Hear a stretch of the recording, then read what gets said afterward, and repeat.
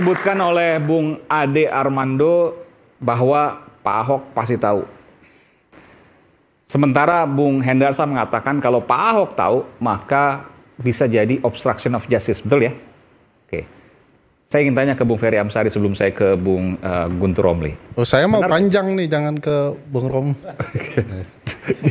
Intinya aja yang terlalu panjang. Intinya aja. Ya, pertama, tujuan orang korupsi itu dalam berbagai studi ya, itu ya. Pertanyaannya benar. Kalau obstruction of justice, sabar. Obstruction of justice. Sabar sampai nggak boleh langsung loncat saya menjelaskan. Jadi karena ada korupsi by greed gitu ya, sudah bisa dipastikan fenomena ini sebagai korupsi karena kerakusan, greedy ini. Betapa besarnya uang negara yang dirugikan. 1 kuadriliun itu kalau dikaitkan dengan takjil, saya nggak tahu orang berapa banyak di Indonesia bisa dapat. Nah, karena potensi bahwa ini dilakukan dengan kerakusan dan berkaitan dengan perusahaan plat merah negara, kita harus betul-betul baca ketentuan undang-undang. Siapa yang bertanggung jawab dan apa kira-kira perannya secara ketentuan undang-undang. Pasal 5, Pasal 6, Pasal 7 Undang-Undang 19 2023 tentang BUMN sekarang sudah diubah dengan Undang-Undang nomor 1 begitu ya. Menjelaskan ada tanggung jawab kepengurusan dan tanggung jawab pengawasan. Ini ada pagar yang tinggi ya. Nah, siapa yang bertanggung jawab di dalam kepengurusan? Para direksi. Nah, apakah ya di Patra Niaga pengurus yang bermasalah ini sudah menjalankan tanggung jawabnya atau menyimpangkan tanggung jawabnya? Siapa yang berperan dalam pengawasan? Sekali lagi berdasarkan undang-undang ini adalah komisaris perusahaan Patra Niaga. Apakah bisa dikaitkan dengan Ahok? Bisa. Karena dia perusahaan induk. Tapi yang bertanggung jawab penuh adalah pengurus, pasal 5-nya. Lebih hebat lagi kalau kita pahami, siapa yang paling bertanggung jawab dalam pengelolaan BUMN? Pasal 14.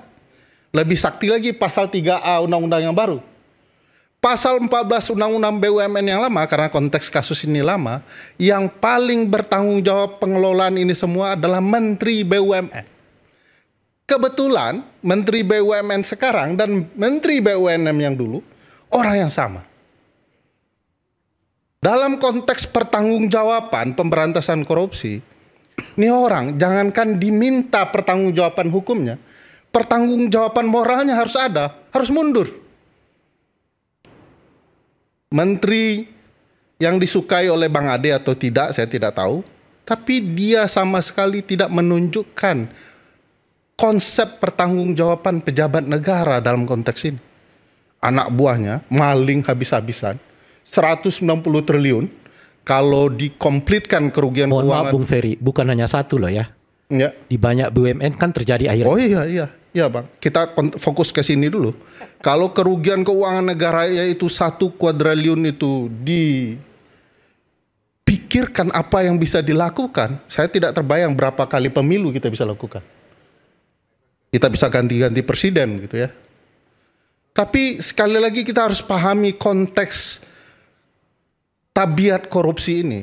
Kalau mau kita bagi ya konsepnya, kan ada ya political corruption. Sifatnya adalah kekuasaan yang disimpangkan untuk mendapatkan keuntungan pribadi. Bang Rey benar sekali, keuntungan pribadi dalam kasus korupsi tidak hanya di Indonesia Bang Rey, semuanya kalau sudah bicara political corruption pasti tidak sendirian. Tidak mungkin sendirian. Di mana uang 190 triliun itu disimpan di sebuah perusahaan gitu ya.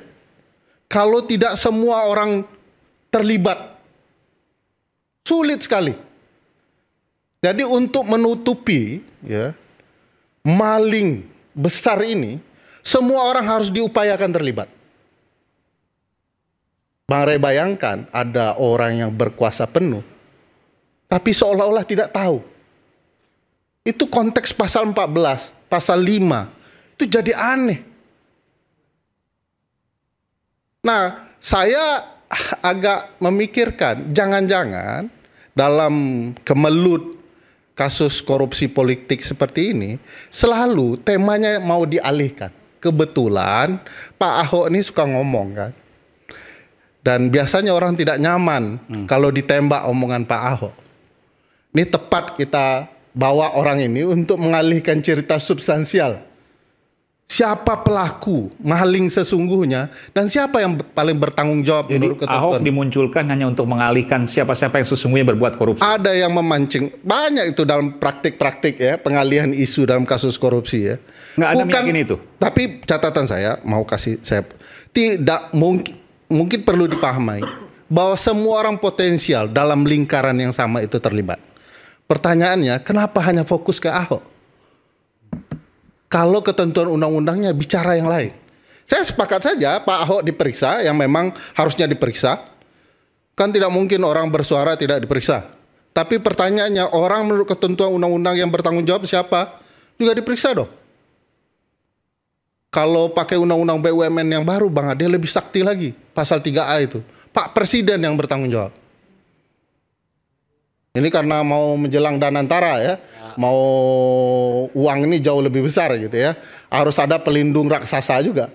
Supaya maling-malingnya itu terselamatkan lah, kurang lebih begitu ya. Dalam konteks ini menurut saya, kalau mau bicara abstrak, ini banyak yang abstrak nih. Apakah Pak Ahok menyembunyikan sesuatu yang dia ketahui? Karena unsur pasal 21 Undang-Undang Tipikor itu harus ada unsur kesengajaan. Untuk menyembunyikan, menutupi, ya, tadi kalau melawan, Bung Ferry, kalau saya sampaikan baik langsung atau tidak langsung. Bung Ade meyakini bahwa Pak Ahok tahu banyak karena apa yang kemudian secara komunikasi dianalisis oleh Bung Ade. Apakah itu bukan? Saya tanya balik Bang Mas Aiman, saya tanya balik Bang Ade. Kalangan penyidikan. Mana yang lebih tahu banyak, Pak Ahok atau Pak Erick Thohir? Ya, pertama saya harus tegaskan. Enggak, secara hukum. Enggak, ini penting nih. Saya tidak sedang menuduh bahwa Pak Ahok ini menutup-nutupi dengan sengaja. Tapi tahu banyak. Ya, dia tahu banyak, tapi dia tidak mengungkapkannya. Ada pertanyaan. Dan kalau tahu banyak menurut Bung Hendarsam tadi adalah obstruction of nanti dulu. hal-hal penyidikan. Nanti dulu.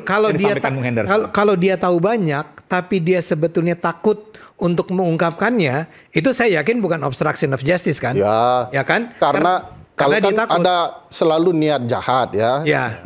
Nah, kedua saya belum sampai sebenarnya Bang Ade sudah bantah. Tidak bantah. Saya mau bilang bahwa supaya jangan sampai ada orang menyangka bahwa saya itu menuduh Ahok menutup-nutupi kejahatan. Enggak, saya nggak bilang gitu ya.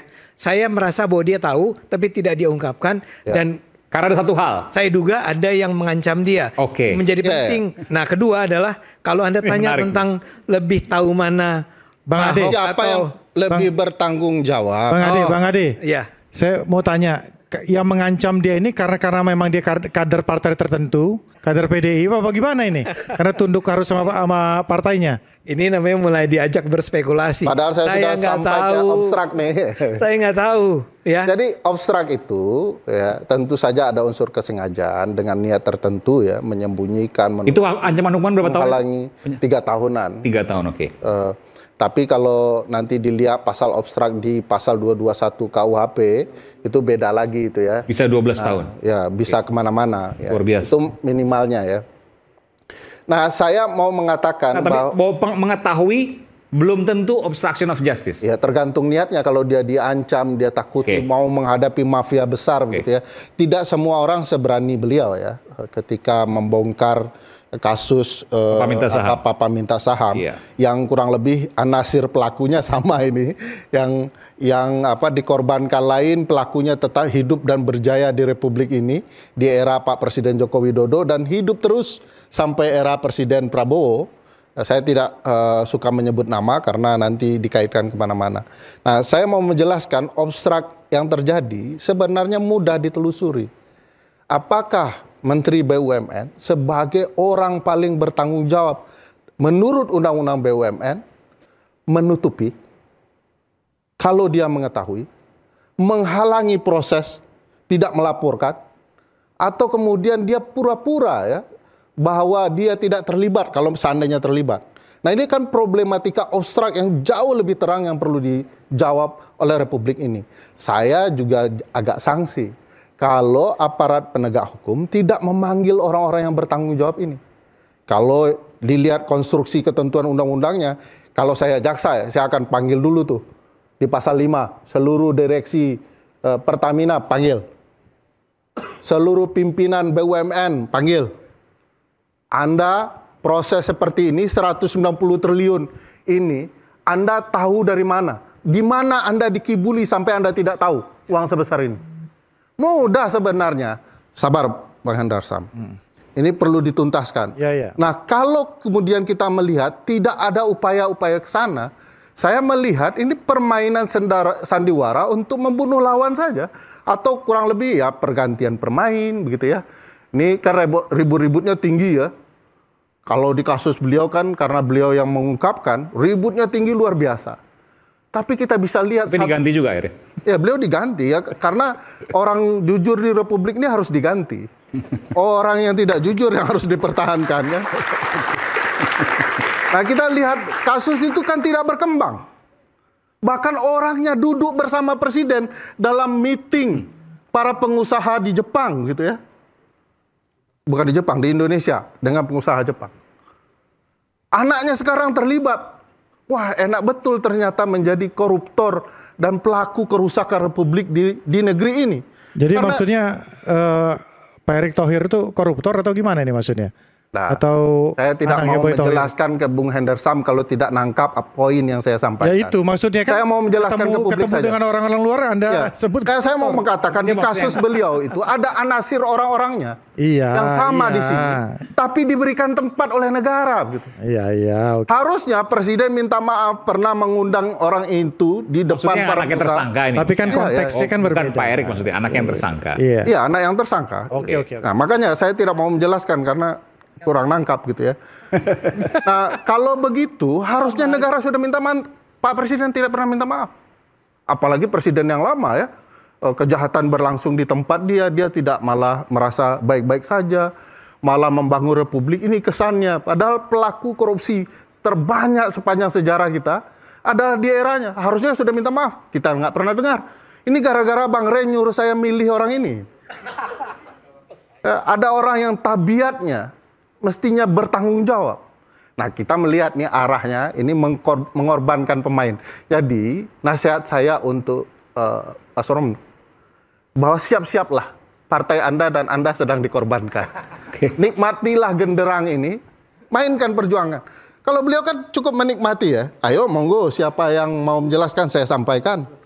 Siapa pemain sesungguhnya, siapa pelakunya, apa yang sedang terjadi. Ini juga harus disampaikan oleh kubu oposisi ya, apakah ini menembak sasaran kepada kadernya, ya, pelaku-pelakunya, atau sedang benar-benar ya, membongkar kejahatan di Republik ini. Dan jawabannya menurut Anda adalah? Menurut saya omong kosong. Saya mau tanya satu, boleh? Lepas tidak. Saya mau nanya, Bung Ferry, bagaimana melihat orang yang dianggap tadi menurut Undang-Undang BUMN paling bertanggung jawab dalam seluruh urusan BUMN ini, justru bertemu dengan Kejaksaan Agung? Oke, kita akan jawab nanti setelah jeda. Tetaplah bersama kami di Saya aja yang jawab.